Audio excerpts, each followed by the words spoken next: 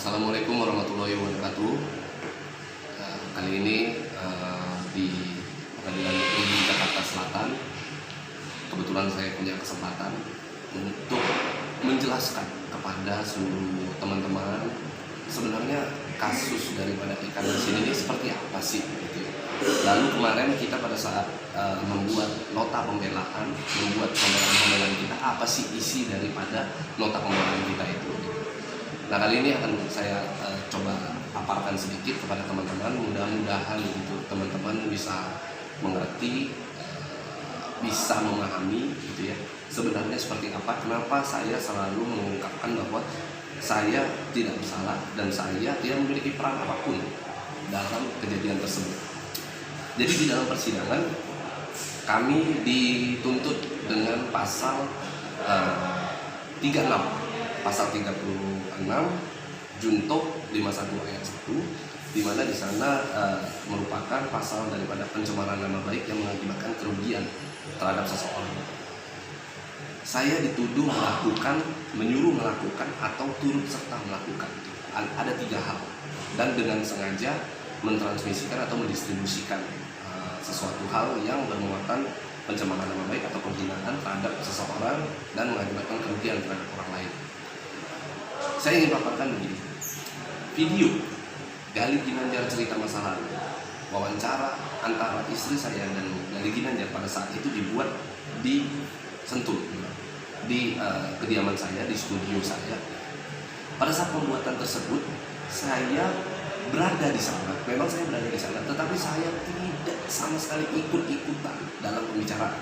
Saya tidak ada di dalam video, bahkan saya tidak nimbrung untuk ikut berbicara.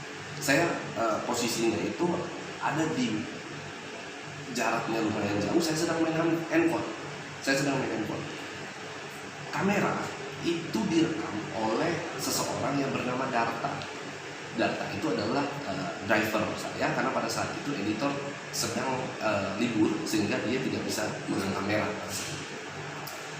Ide di mana kita ingin mewawancarai Gali pada saat itu bukan direncanakan, tidak ada direncanakan sama sekali. Kita sama sekali nggak ada mempersiapkan bahwa nanti ini akan kita wawancara seperti apa. Pada saat itu istri saya sempat mewawancarai Barbie Kumalasari.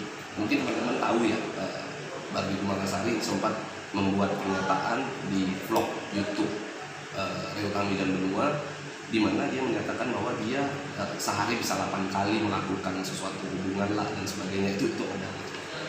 Nah, tujuan kita membuat video tersebut adalah untuk mempertanyakan kepada Gali.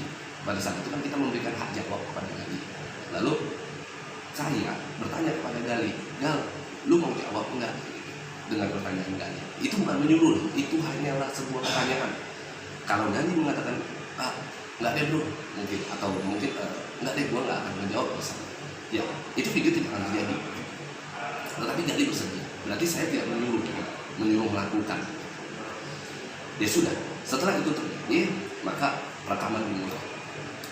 Pada saat rekaman dimulai, coba perhatikan pertanyaan istri saya itu mengarah kepada penghasilan daripada Gali Ginanjar. Itu yang pertama.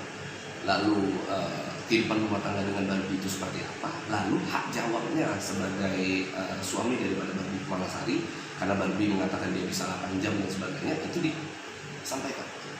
Itu ditanyakan kepada Gali, lalu Gali menjawab. Nah, pada saat Gali menjawab, Gali selalu mungkin dia mengungkit mantan istrinya dan sebagainya.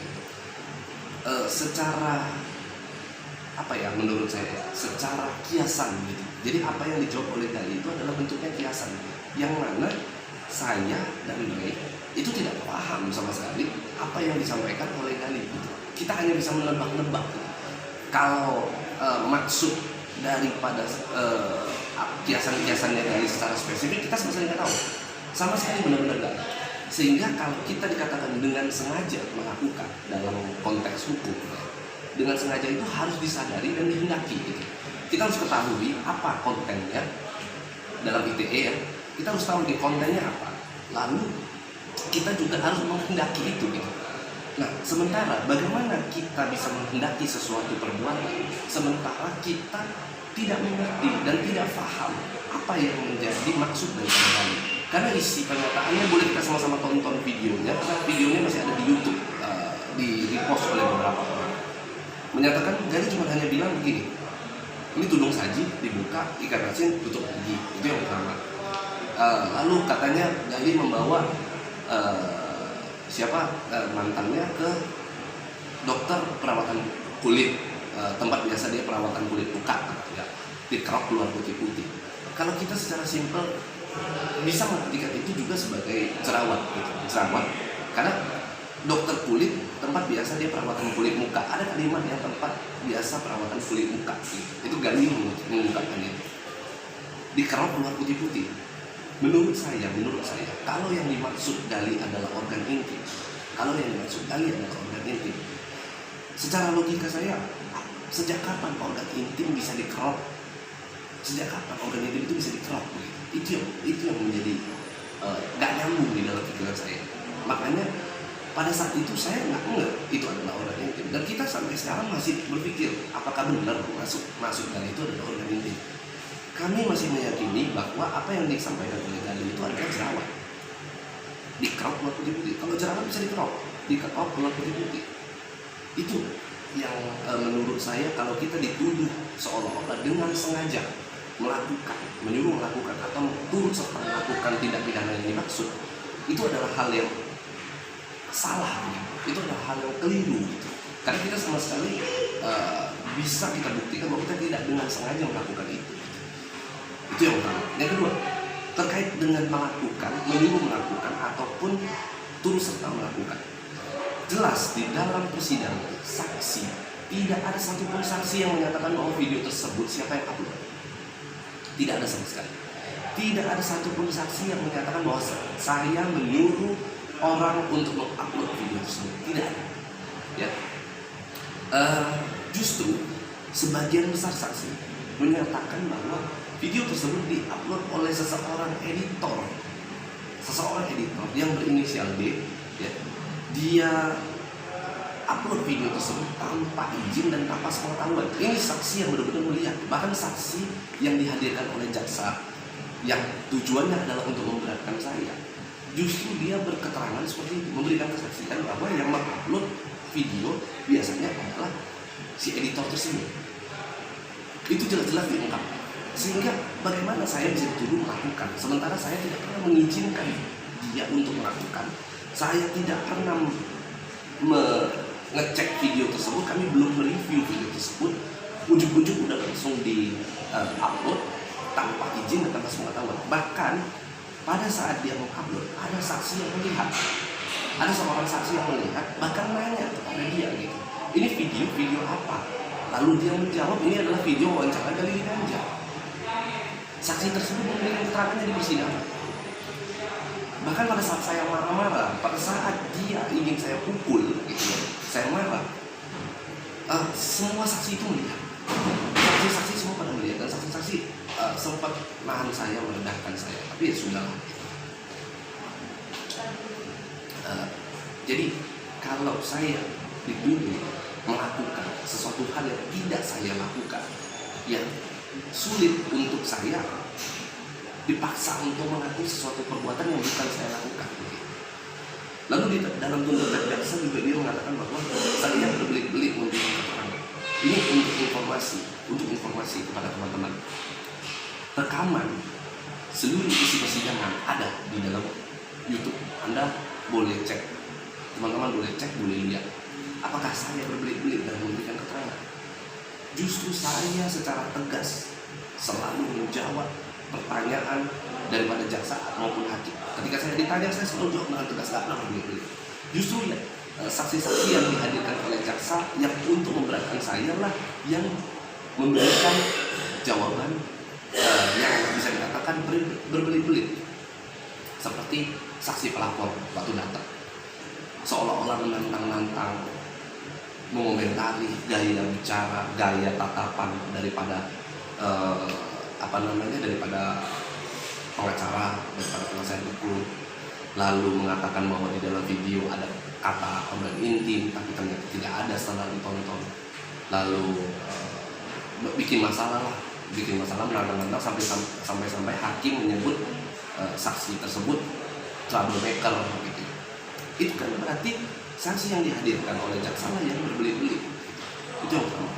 Yang kedua, ada satu saksi yang dihadirkan oleh jaksa untuk memberatkan saya, menyatakan hal-hal yang tidak sebenarnya sampai hakim ingin mensel dia gitu, mengurung dia di dalam sel, sampai mengancam seperti itu, sampai menanyakan bahwa ada sel kosong nggak? Itu ada.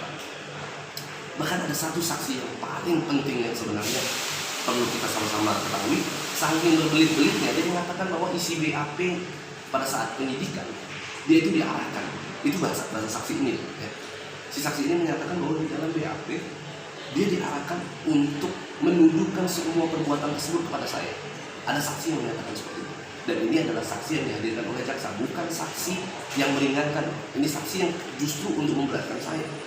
Dia justru membuat pengakuan yang mengejutkan di dalam persidangan. Ini yang membuat saya berpikir, kenapa saya bisa dituduh tetap melakukan, menyuruh melakukan, turut serta melakukan dengan sengaja dan tanpa hak, mendistribusikan atau mentransmisikan atau membuat dapat diaksesnya sebuah informasi elektronik atau dokumen elektronik yang bermuatan penghinaan atau pencemaran nama baik yang merugikan orang lain, mengakibatkan kerugian orang lain.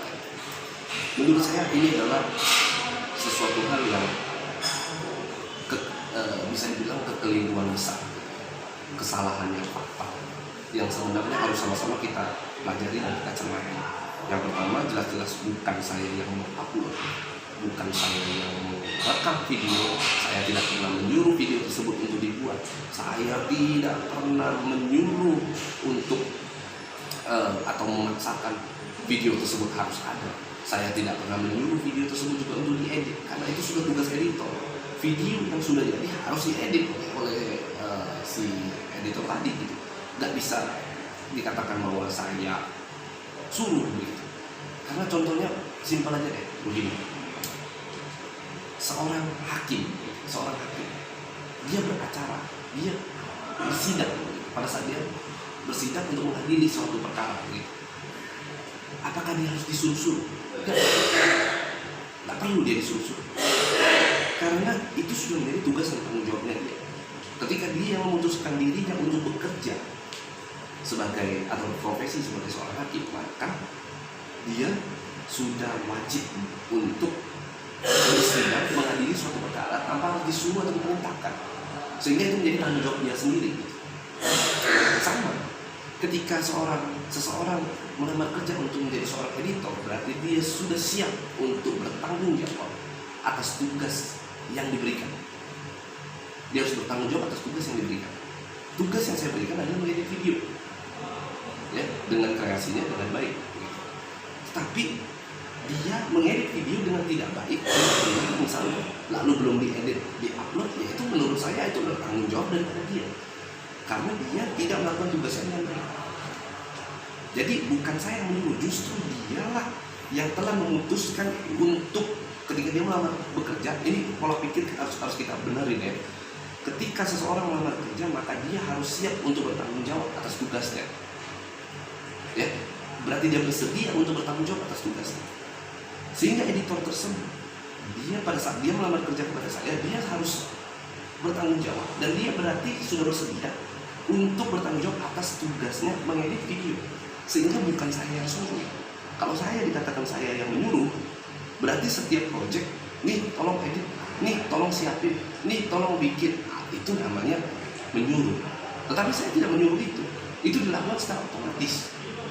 Ketika video hasil rekamannya sudah ada, lalu kamera itu diletakkan oleh si data di meja gitu ya, hasil rekamannya harus disuruh dulu, nah itu baru namanya disuruh. Tapi ini tidak. Sehingga dalam konteks hukum ini sangat penting sekali.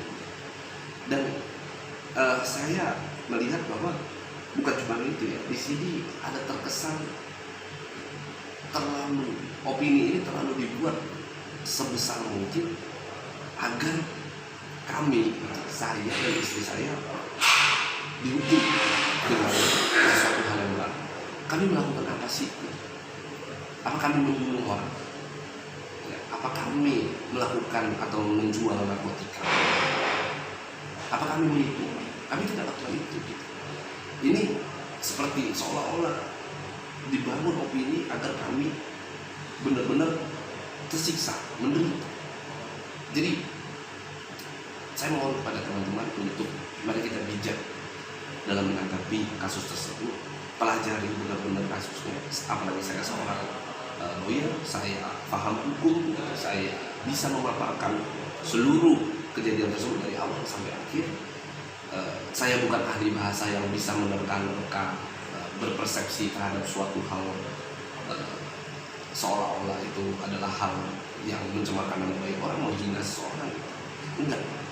Ibaratnya begini, saya punya mobil saya dipinjam oleh seseorang.